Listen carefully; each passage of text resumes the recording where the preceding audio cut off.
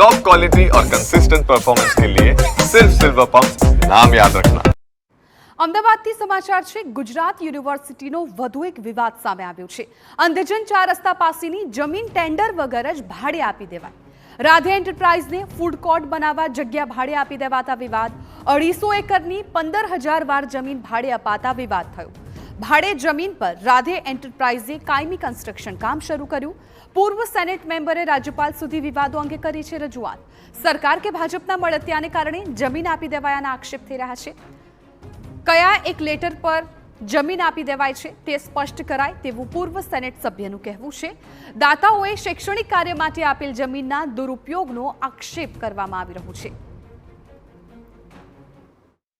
આજે સમજો કે 250 કરોડ રૂપિયાથી વધુ કિંમતની જમીન 15,000 વાર જગ્યા શહેરના મધ્યમાં હાર્ટ ઓફ ધ સિટીમાં 11 મહિનાના ભાડા કરારે માત્ર એક પત્રના આધારે કોઈપણ ટેન્ડર વગર રાધે એન્ટરપ્રાઇઝને આપી દેવામાં આવી।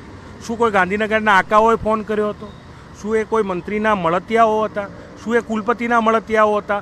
શું એ સત્તાપક્ષના ભાજપના મળતિયાઓ હતા? આવો તો કુલપતિને કેવો પ્રેમ આવી ગયો કે એમણે આદેશ કરીને 15,000 વાર ગુજરાત યુનિવર્સિટીની જમીન, આ કોઈની બાપદાદા નહીં વારસામાં મળેલી જમીન નથી, આ ગુજરાત યુનિવર્સિટીની જમીન છે જે બારોબાર 11 મહિનાના ભાડા પેટે પધરાવી દીધી। ગુજરાત યુનિવર્સિટીમાં એક બાદ એક વિવાદો સામે આવતા જોવા મળી રહ્યા છે। ત્યારે વધુ એક વિવાદ સામે આવ્યો છે કે જ્યાં પ્રાઇમ લોકેશન પર આવેલ જમીન એક કંપનીને રેન્ટ પર કોઈ પણ પ્રકારનો ટેન્ડર કર્યા વગર આપી દેવામાં આવી છે। આ અત્યારે હાલ જે જમીન જોઈ રહ્યા છો એ IIM પાસે આવેલ જે અંધજન 4 રસ્તા છે એની જ બાજુમાં એટલે કે રિંગ રોડને અડીને આવેલ આ જગ્યા છે।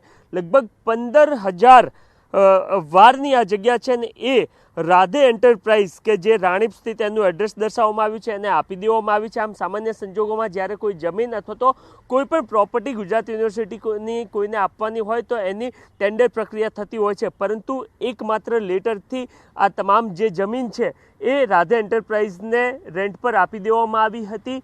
અને એ રેન્ટ પર જ્યારે જમીન આપવામાં આવતું હોય છે ત્યારે એ જે જમીન છે એનો ઉપયોગ કરવાનો હોય છે, પરંતુ રાધે એન્ટરપ્રાઇઝ દ્વારા આપ જોઈ રહ્યા છો કે કેવી રીતના એનું કાયમી કન્સ્ટ્રક્શન કામ કરી દેવામાં આવ્યું છે અને આ જ બાબતને લઈને વિરોધ ઉઠતો જોવા મળી રહ્યો છે।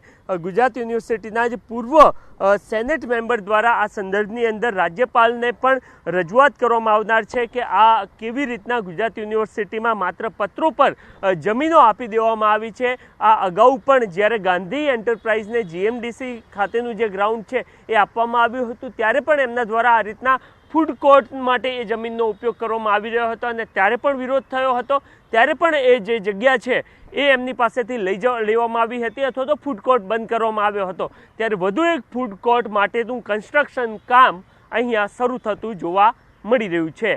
કેમેરામેન રોશન સાથે નરેન્દ્ર રાઠોડ, TV9 અમદાવાદ।